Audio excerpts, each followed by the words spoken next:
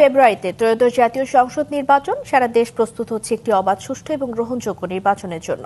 কি ভাবছেন সাধারণ মানুষ থেকে শুরু করে আগামী জনপ্রতিনিধিরা, সে কথা জানাতে ডিবিসি নিউজের ইলেকশন এক্সপ্রেস ছুটে যাচ্ছে সব সংসদীয় আসনে। এখন আছে সংসদীয় আসন 166, কিশোরগঞ্জ 5-এ।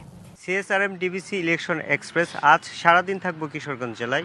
এই মুহূর্তে আমাদের সাথে যুক্ত আছেন কিশোরগঞ্জ জেলা জামায়াতের আমির রমজান আলী সাহেব, এবং তিনি এই আসনে কিশোরগঞ্জ 5 আসনে জামায়াতে ইসলামের পক্ষ থেকে মনোনীত প্রার্থী। আমরা একটু ওনার সাথে কথা বলবো। আপনি তো এই আসনে সংসদীয় নির্বাচনে অংশ নিচ্ছেন দলের পক্ষ থেকে। আপনি যদি বিজয়ী হন তাহলে আসলে আপনার এই আসনটাকে কিভাবে পরিবর্তন করবেন? আপনার কোনো সুনির্দিষ্ট কোনো পরিকল্পনা আছে কিনা? আসসালামু আলাইকুম। আমি যদি আসনে এমপি নির্বাচিত হই তাহলে বাংলাদেশের সংবিধানের যে 5টি মৌলিক অধিকার রয়েছে, অন্ন, বস্ত্র, বাসস্থান, শিক্ষা, চিকিৎসা, এই 5টি মৌলিক অধিকার প্রতিষ্ঠার জন্য আমি চেষ্টা করব। আমার নির্বাচনী এলাকা নিকলি এবং বাজিতপুর দুই উপজেলা শিক্ষায় অনেক পশ্চাৎপদ। শিক্ষার ব্যাপক উন্নয়ন করতে হবে, অবকাঠামোগত উন্নয়ন, শিক্ষার মানের উন্নয়ন করতে হবে।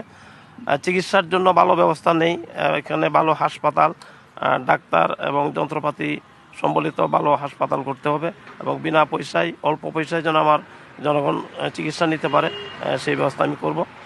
রাস্তাঘাটের উন্নয়ন করতে হবে, সেখানে যোগাযোগ ব্যবস্থা খুবই অনুন্নত, পিছিয়ে পড়া। দুই উপজেলাতেই ভালো রাস্তা বলতে গেলেই নেই, এই রাস্তাঘাটগুলি সংস্কার করতে হবে। আমার উপজেলায় নদী বিদ্যুৎ উপজেলা ভাটি এলাকা, সেখানে অনেক জায়গায় নদী ভাঙ্গন রয়েছে। নদী ভাঙ্গন রোধ করার জন্য বেড়িবাঁধ নির্মাণ সহ যে সমস্ত প্রোটেকশন ব্যবস্থা নেওয়া দরকার সেগুলি আমি করব ইনশাল্লাহ। আমার নির্বাচনী এলাকার জলমহল রয়েছে যেগুলি অন্যায় অবৈধভাবে ইতিপূর্বে ব্যবহার করা হয়, যারা প্রকৃত জেলে তারা মাছ ধরতে পারে না।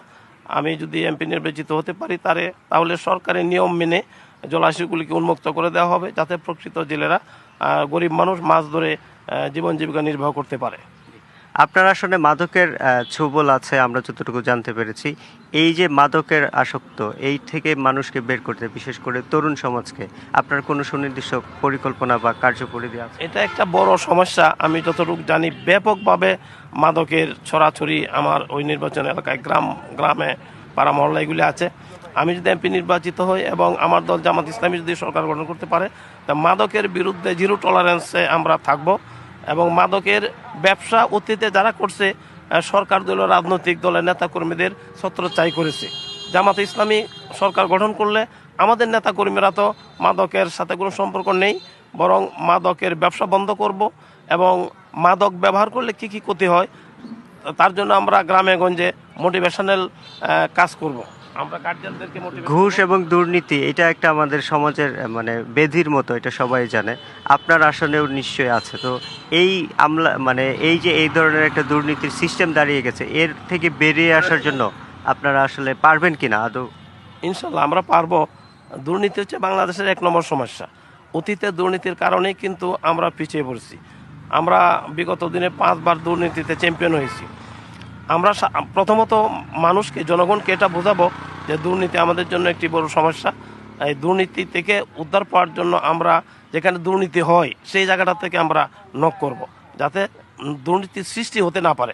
বিশেষ করে সরকারি কর্মকর্তা কর্মচারী, তাদের পর্যাপ্ত বেতনের ব্যবস্থা করা হবে, যাতে তারা অর্থের অভাবের কারণে দুর্নীতি করতে, ঘুষ খেতে বাধ্য না হয়। সাধারণ মানুষের মধ্যে একটা কথা প্রচলিত আছে যে বাংলাদেশ জামাতে ইসলামী ক্ষমতায় আসলে নারীরা ঘর থেকে বের হতে পারবে না, বা তারা আবদ্ধ হয়ে যাবে। আসলে নারীদের বিষয়ে আপনাদের মেসেজটা কি? তাদের অধিকারটা আপনারা কিভাবে নিশ্চিত করবেন? সুনির্দিষ্ট কোনো পরিকল্পনা বা যদি বলতেন। এটা একেবারে একটা ভুল ইনফরমেশন আমাদের প্রতিপক্ষ দিচ্ছে। নারীদেরকে ইসলাম যে মর্যাদা দিয়েছে, জামাত ইসলামী সেই মর্যাদাই দিবে। ইসলাম নারী পুরুষ সকলের জন্য শিক্ষাটা ফরজ করতে বাধ্যতামূলক। সুতরাং পুরুষরা যেমন শিক্ষা গ্রহণ করবে, নারীরাও শিক্ষা গ্রহণ করবে।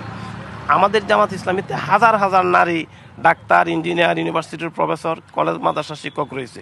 সুতরাং এই কথা যারা বলে তারা প্রমাণ করতে পারবে না যে জামাত ইসলামী ক্ষমতায় গেলে, সরকার গঠন করলে নারীরা চাকরি করতে পারবে না, বরং প্র্যাকটিক্যাল দেখতে পারবে। আমাদের মৌলানা মতিউর রহমান নিজামী, উনি মন্ত্রী ছিলেন এবং আমির ছিলেন, কেন্দ্রীয় আমির ছিলেন। ওনার ওয়াইফ একটা ইন্টারন্যাশনাল স্কুল অ্যান্ড কলেজের প্রিন্সিপাল ছিলেন। আপনাকে অসংখ্য ধন্যবাদ। আমরা বুঝতে পেরেছি যে আপনারা যদি ক্ষমতায় আসেন তাহলে নারী ক্ষমতা নিয়েও কাজ করবেন এবং সমাজের মাদক নির্মূল এবং অন্যান্য যে বিষয়গুলো আছে সেই বিষয়গুলো নিয়ে কাজ করবেন। তো CSRM ডিবিসি ইলেকশন এক্সপ্রেস আজ সারাদিন থাকবে কিশোরগঞ্জ জেলায়। পরবর্তী সংবাদে আমরা নতুন কোনো প্রার্থীর সাথে সংযুক্ত হব। ততক্ষণ সবাই ভালো থাকুন, আমাদের সাথে থাকুন।